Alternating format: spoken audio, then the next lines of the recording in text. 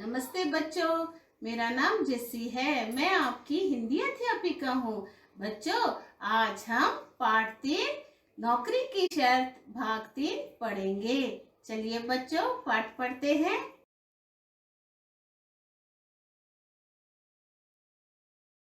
भाग 3 पढ़ने से पहले आइए हम भाग 1 और भाग 2 का रिकैप कर लें। बच्चों, इसमें बताया था पहले भाग में कि लेखक के पास कोई नौकरी नहीं थी, जॉब नहीं था, इसलिए वह अपने मित्र के घर पैदल गए। चलते चलते इतने थक गए थे कि वह सीढ़ियों पर बैठकर सुस्ताने मतलब आराम करने लगे। तभी वहां एक भिखारी आया। भिखारी ने लेखक से आटा, पुराना कपड़ा और पैसे मांगे। पैसे मतलब 10 पैसे का सिक्का मांगा, लेकिन लेखक ने मना कर दिया। उन्होंने भिखारी को जोर से डांटा और कहा, ना मेरे घर में आटा है, ना पुराने कपड़े हैं और ना ही मेरे जेब में 10 पैसे का सिक्का है।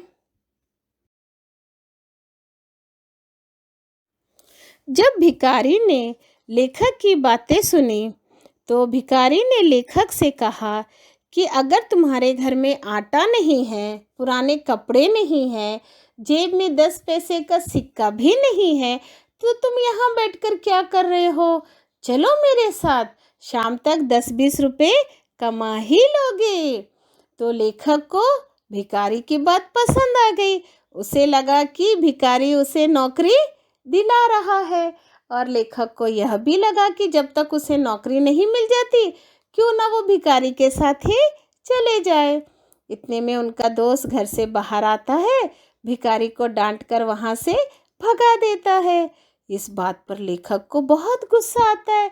उसे लगता है कि उनका मित्र उनके लिए ना नौकरी ढूंढ रहा है, और भिखारी जो उनकी नौकरी का इंतजाम कर रहा था उसको भी डांट कर भगा दिया। इतने में लेखक का मित्र लेखक के सामने एक अखबार रख देते हैं और कहते हैं कि इसमें तुम्हारे लायक एक नौकरी है। लेखक बहुत खुश हो जाते हैं, और उस अखबार में लिखा होता है कि एक नवयुवक की ज़रूरत है। ठीक है बच्चों, नवयुवक मतलब यंग मैन। तो काम भी कुछ ज़्यादा नहीं है और सैलरी भी बहुत अच्छी होगी, पर एक शर्त थी, एक कंडीशन थी। वो कंडीशन क्या थी पता है बच्चों? कि नौकर कभी हंसेगा नहीं, मतलब उसको हंसना नहीं है। जिस दिन हंसेगा उसको नौकरी से निकाल दिया जाएगा। और उसके मित्र ने सलाह दी कि वैसे भी तो तुम हंसते नहीं हो, और जब तुम हंसते हो तो ऐसा लगता है जैसे तुम रो रहे हो, तो इसीलिए अगर तुम आ जाके कभी हंस भी दिए तो वो लोग सोचेंगे तुम रो रहे हो, इसलिए ये नौकरी तुमको ही मिलेगी। ये नौकरी के लिए तुम इस पते पर चले जाओ। तो बच्चों, आइए देखते हैं कि लेखक को नौकरी मिली या नहीं। चलिए आगे का भाग पढ़ते हैं। मित्र की सलाह और अखबार लेकर मैं अपने घर लौट आया। आते ही अलमारी से मैंने दर्पण निकाला। तो लेखक के मित्र ने क्या सलाह दी थी बच्चों? तो उन्होंने कहा कि ये नौकरी तो तुम्हें ही मिलेगी। क्यों मिलेगी? क्योंकि जब तुम हंसते हो तो लगता है कि तुम रो रहे हो। तो लेखक को अपने ऊपर यकीन नहीं हो रहा था, बिलीव नहीं हो रहा था। तो वो जैसे ही घर आया तो उसने क्या किया? सबसे पहले अलमारी, अलमारी मीन्स वार्डरोब, ठीक है, वहाँ से दर्पण निकाला। दर्पण मतलब आईना, शीशा।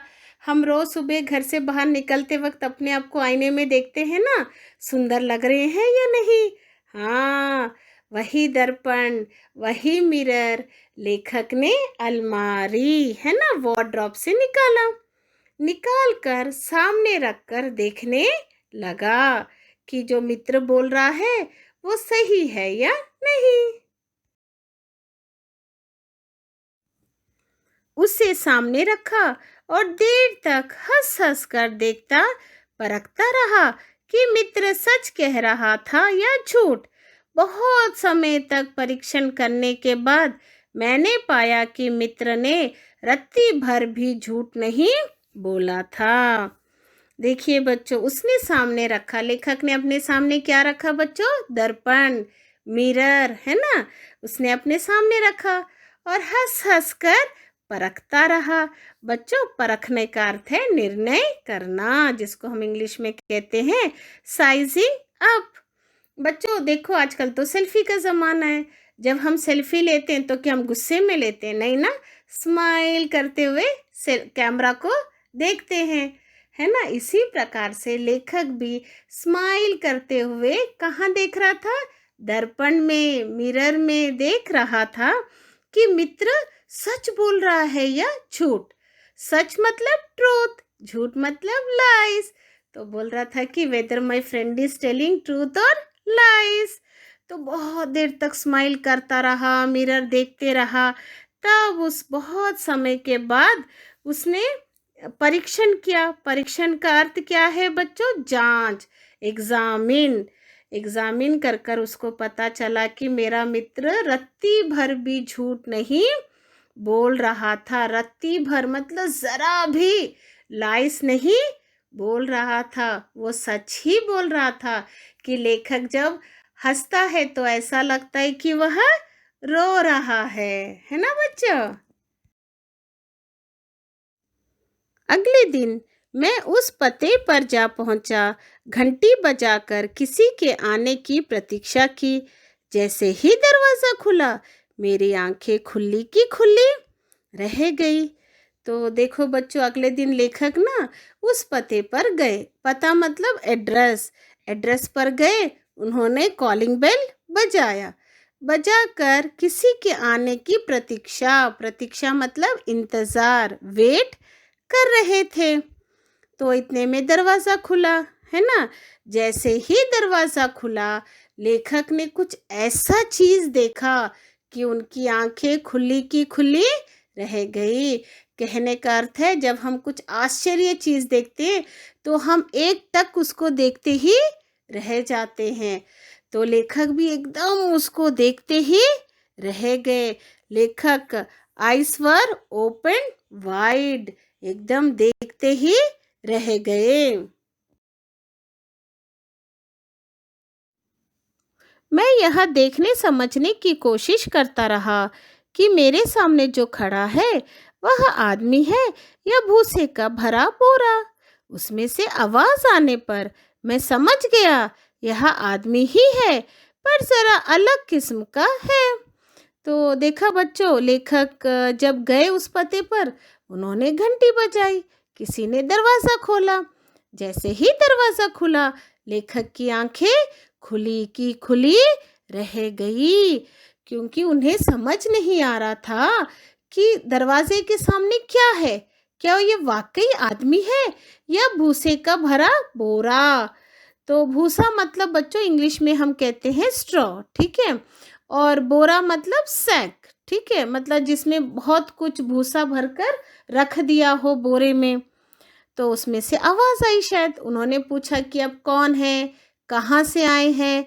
तब लेखक को लगा नहीं नहीं, ये आदमी ही है, पर ज़रा अलग किस्म का है।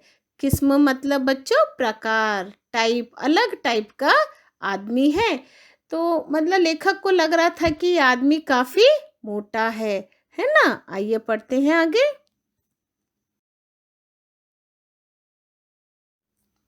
जैसे ही मैंने उन्हें बताया कि मैं नौकरी पाने के लिए आया हूँ, उनके चेहरे पर मुस्कुराहट आ गई। वह बोला, तो भीतर आइए ना। तो बच्चों, जैसे ही लेखक ने सेठ साहब को बताया, वो सेठ थे ना, हाँ, तो लेखक ने जैसे ही सेठ जी को बताया कि वह नौकरी के लिए आए हैं, तो सेठ जी का चेहरा खिल गया, मुस्कुराने लगे और उन्होंने बड़े प्यार से लेखक से कहा, तो अब भीतर आइए ना।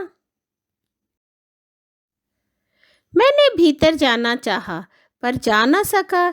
जब कई मिनट तक मैं भीतर नहीं गया तो उन्होंने फिर कहा, आइए ना। तो बच्चों, लेखक तो अंदर जाना चाहते थे, परंतु जगह ही नहीं थी, क्योंकि सेठ तो बहुत मोटे थे। उन्होंने पूरी जगह घेर कर रखी थी। देखिए चित्र में सेठ कितने मोटे हैं, है ना बच्चों। तो लेखक को जगह ही नहीं मिल रही थी अंदर जाने के लिए। तो फिर इतने में सेठ ने फिर कहा, आइए ना। आइए बच्चों, अब हम काल की परिभाषा अर्थात डेफिनेशन पढ़ते हैं। ठीक है। जिन शब्दों से काम के समय के बारे में पता चले उसे काल कहते हैं। देखिए बच्चों, इसमें यह बताया है कि जो काम हुआ है वो काम किस समय पर हुआ है।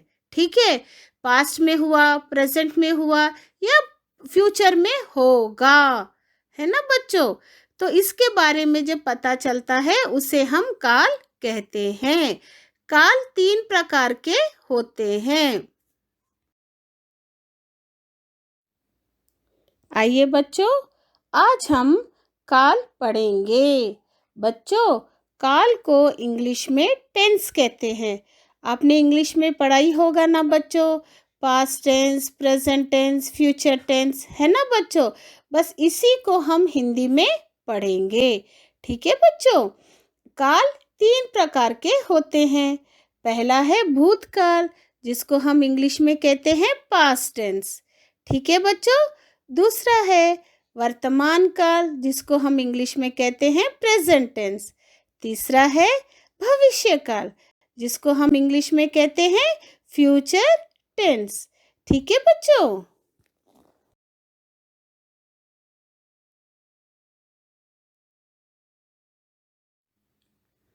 पहला शब्द है भूतकाल। भूतकाल मीन्स पास्ट टेंस। ठीक है बच्चों। आइए इसकी परिभाषा देखते हैं।